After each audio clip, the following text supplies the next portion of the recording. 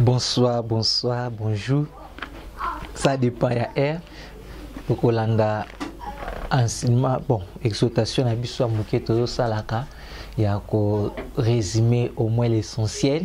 Il y a ba intention de prière tous anango pour permettre à ce que biso to sambela malam. Lelo tozali troisième jour na biso. Te malam moké hier tout ça qui prière en direct. To sambela ki on a zappé qu'on exhorter bandeko toujours dans la vie de prière. Nous devons continuer à prier. Nous devons lobby. Je sens comme si plus je suis dans la prière, soit plus je prie, c'est comme si ma problème se multiplier, ma problème est ma casse. Non, non, c'est pas ça. Plus tu as problème ma casse, non. Plus tu as prié, plus tu as mataïta pasika. Ba combat eta pasika, oui, bata makinde zobima. Tu vois, Israël, bazo kene la terre promise, mais plus baza ko avancer, ils avaient ba combat bande ko kuta bango. Alors, ebele bazo mbuna ba combat oyo. Il y a un message déjà dans bango. Il y a une prochaine étape. Aux une étape mon mais si quand on a prière, on va dire déjà qu'on a développé ma croissance spirituelle. On a évoluer. Alors plus tu es en train d'évoluer, on a combat à niveau donc on constate que autant on s'embête ming ba bitumbezo ya ming non, tant on s'embête on évoluer ming. On a bitumba niveau donc je vous exhorte toujours à prier. Il y a et il y a d'autres cas où on a que les gens me semblent d'autres comme il y a menace surtout dans la troisième événement. On a des jours où on a déjà impressionné prière non, l'ennemi ne s'avoue pas vaincu. L'ennemi a gagné mais azokola musile qui était plutôt nyamoto bengani muchopi ou bakati déjà mutu omoni muchopi tomba kata kay mutu omona nzoto ni comme ko sani ni zo ningana. C'est ça. Mungu n'attend longue si les plans spirituels. Il est quoi que aussi les plans moraux.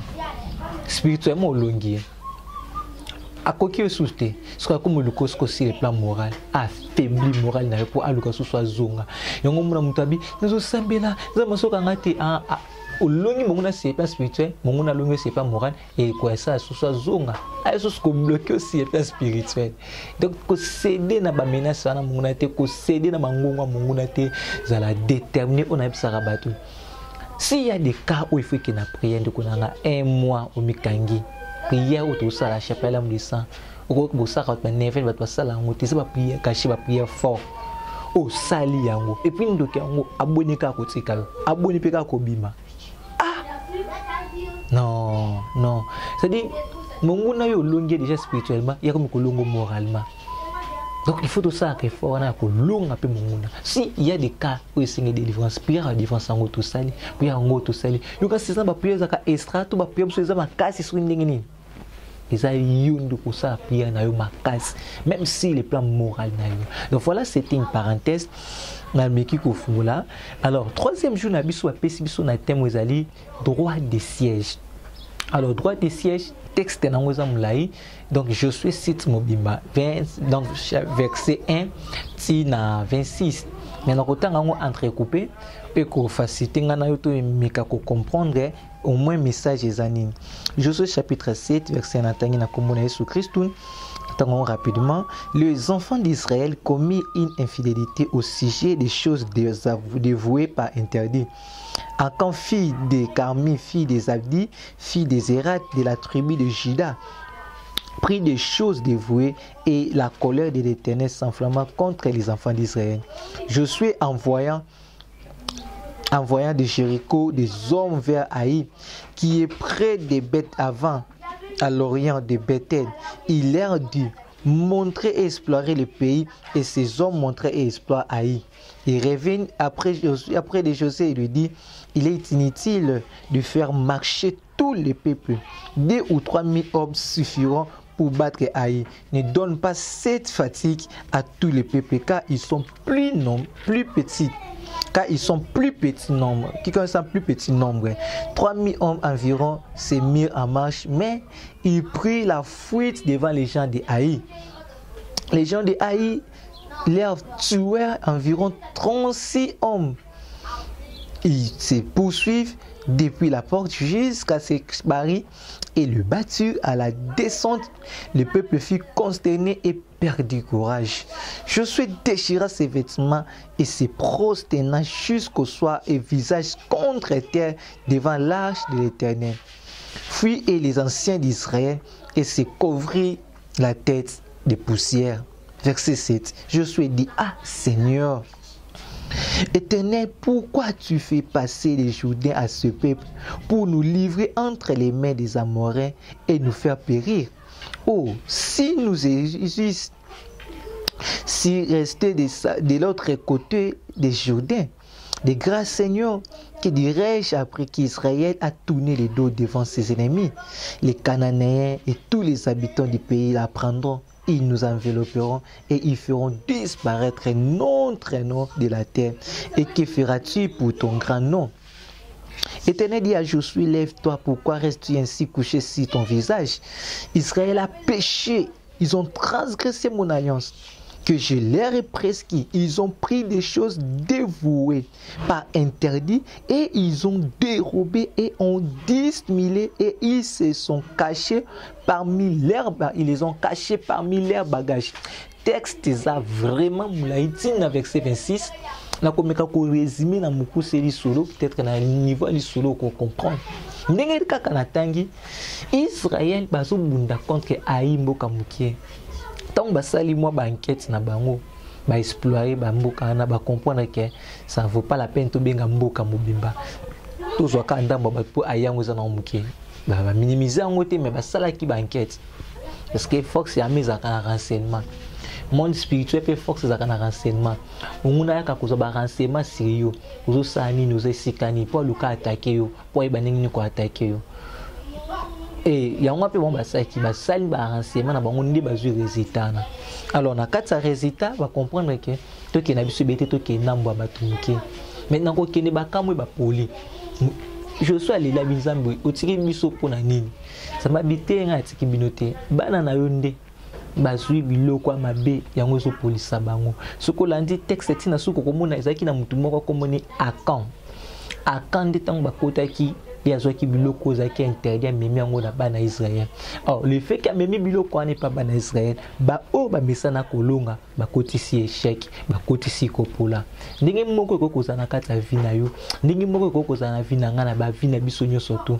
Troisième jour ba bengi biso to sambila contre ba droit de siège ezani eza eloko ezo pesa monguna makasi a continuer ko sala mission na ye eza eloko eza ko benda monguna a sala kata na biso eza eloko zo mona que au leki na ba prière à délivrance au sambeli na likambo moko mais eloko ezo changer te pona nini parce que droit de siège ezali l'ennemi azo réclamer ennemi azo bakaza na droit pour eloko nezali droit de siège ndenge moko akansa na bana Israël ndepe lelo na ba vie na biso to sana ba akan ndenge pe na bomo na biso yo moko ko kozala akan ba memela bino na famille to yo moko mema ko mema na libota na yo. Nini wana eza komema ba interdit et liboso eza ba biloko tozui pa banganga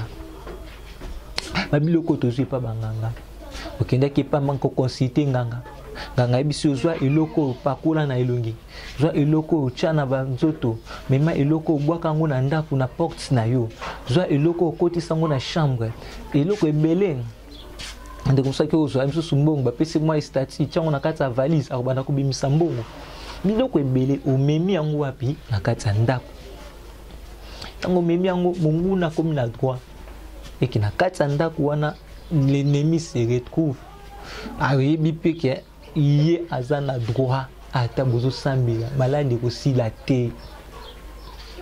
C'est de même pe biloko ezalaka bamemeli biso komema nde tomona kini bapratique akala avec le système ba totem.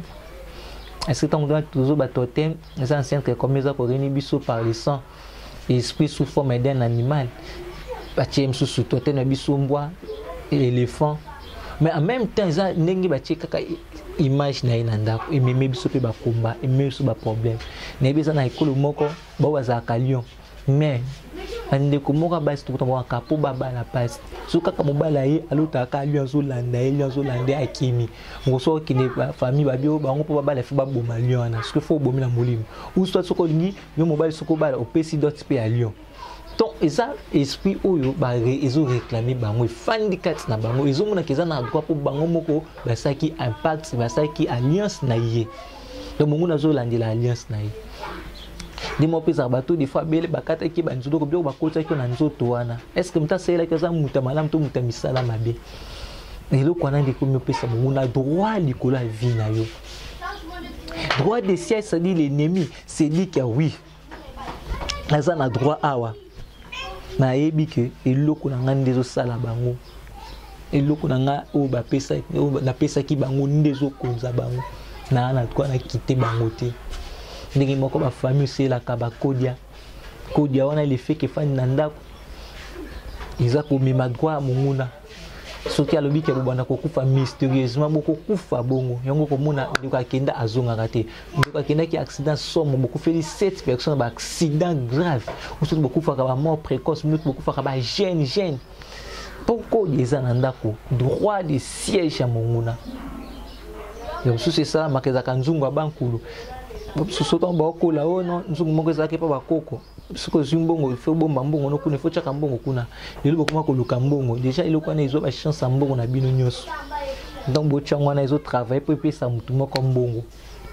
pour minute na fembo tela mutu moko alors aux autres sanga nzamba pambolo droit de siège ezali droit de siège na lobby donc eza sipo ya monguna oyo eza ko appartenir na diable mais oyo za ko détenir ba pesa au livre moko ozwa livre moko magique ofandisa na ndako na otanga te otanga te to ebite mais eza wapi eza na ndako le fait que ezali wana eza déjà droit oyo ezo pesa monguna nzela aya okati ya bomo na bino de to bi eza ba biloko ebele ba mauvais héritage le mona ke papa na bino avant kufa peso bracelet wando peso victoire na bitumba so ke zo bunda olongaka ma elamba na ngawe ko memela o chance na libala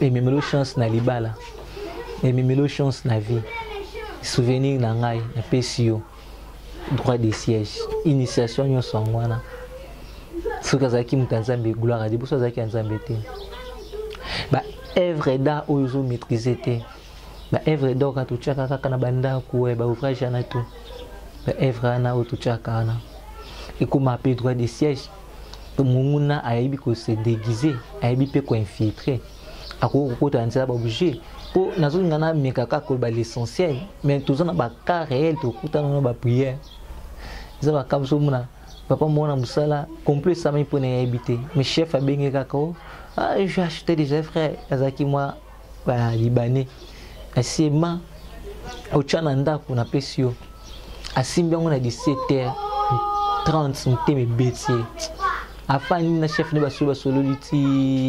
18h30 plutôt azong c'est le chef abi na ozonka lobby tono ya azonga na ndako bi na 17h30 mone ba tuti na mutuka grave a haute classe on a sala accident bato panique bazolela ya tunika ka samaki ni ba c'est 17h30 moko comprendre tina muteme betaki na kati li solo na mukuse ça dit imaginez kaka tango simbi accident grave na mwana ya bongo siko so ekoti na ndako e mimani e sala ni na kati ndako ndeko muna ke ozo échouer na vie ndezo muna ki ba problème ezali loko oyo côté utaki ebite ya bomemango na ndako eza bandako atuse komoko la poubelle loko ti ba fandisi kaka wana muta ko kende ba ndoko ya sundoli ba kotisi loko ba koko ya ba bokoko erumela efandaka na ndako nyonso nezaka ba droit de siège plus efandi nezo memela bino problème yango na ndako il faut tala quand même biloko bakala oyo nyonso teza na musala te ekumaka pe ba grand support ya monguna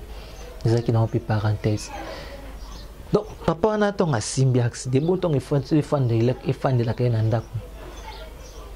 Donc droit de siège eza biloko monguna bokotisi ya monguna na kati ya ndako ezo permettre à ce que monguna travailler à combattre aya kolonga vie na bino biloko yango eza ebele ekoza même ba objet religieux investé ba objet religieux investé ba objet religieux ça dit ba image tout ça la Vierge Marie ba croix ba chapelet ba kabela ko chapelet yo kanisa chapelet normal la tango mais mimela ba makambo plus cela takango ba image mama ko tia na ndako ezo likilo makam parce que ça infesté et on te peut ça toujours conseil ba objet religieux nyo surtout fausser la kango pas de façon de manière superstitieuse ça lango de manière spirituelle ndenge sengeli kozon comme objet spirituel un protéger en deux c'est la moi usage abusivité 3 nous kana nous ba bénir ango mima ke ba bénir yango pour que ton ba bénir ango te olé memelo grâce et memelo problème. Combien de cas de délivrance au maman marié statut maman marié comme koloba ba quand c'est ça mystère en ça donc ça esprit ma bise qui katia ya ba statut wana donc ba objet religieux infesté pe et comme rapper et que ça la paix et comme ba droit de siège du coup ba pesa qui on ko memango na ndako chango na ndako sikani comme ko seno ba mystique malade si la kate tout passe depuis tout passe banda et puis tout passe banda aussi la tête à cause de biloko wana. Donc moi je pense que le troisième jour tout c'est na grâce wana parce que biloko ko makako ça munguna et ko ba forteresse na e est-ce que munguna ba ko fanda attaquer vina bino abungsa ba arme ro attaquer vina bino et ko makalo kwa étape munguna ta bo bengani a odiembila yango muno zo sambila mes problèmes anezo résister ko munguna za sika zo diembila ni na lobby baka ese belé to tozo ngaka ko baka l'essentiel hein donc on a tout l'essentiel bon to na bien baka msusu tozo samba mutu pour na stérilité mais et uti api azaki jouer na bo mwana mon équipe azaki ko beta coach manzaki na ba kiss ayisi anga pesi uloko moko za kwa mama ki ya mke wache na kaleson yango nde binaye ande ko beta attaque wachabi ando la tona kaleson so ala tanga ya ko chababi bon na bomwa nazo négliger tout atika ne pe makambo abali mais a obotate stérilité ne cause nango ya mwana donner le bi ezaka to nga ko résumer ba élément ba théorie la droit de siège ezana ba élément belé biloko belé to so ba ndeko biloko belé to kotsa na ba famille na banda ku biloko belé to mema na ba vie na biso biloko belé to lata na nzoto na biso biloko belé to fandisa na bomoto na biso na banda ku na biso biloko to kotisa ndeko na ngai et pesa nza na ba droit de siège.